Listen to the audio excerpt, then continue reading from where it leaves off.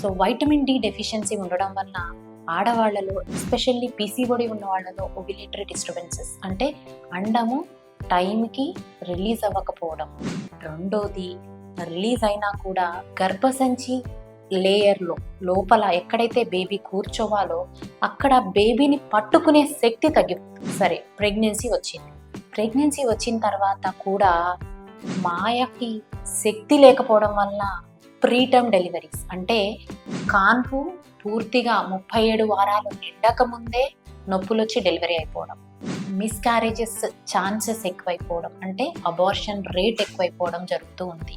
అంతేకాకుండా మగవారిలో స్పర్మ్ యొక్క క్వాలిటీ, క్వాంటిటీ ఈ రెండిటి మీద కూడా చాలా ఎఫెక్ట్ చూపిస్తుంది.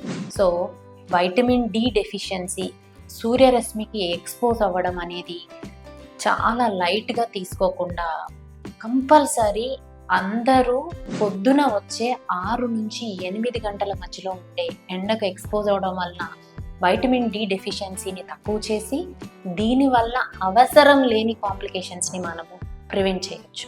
అంతేకాకుండా సరే, మీ నైట్ షిఫ్ట్స్ ఉన్నాయి, వాటిని తప్పించుకోలేకపోతున్నారు అంటే at least vitamin D supplementation either ఓరల్గా కానీ ఇంజెక్టబుల్స్ కానీ ఉంటాయి.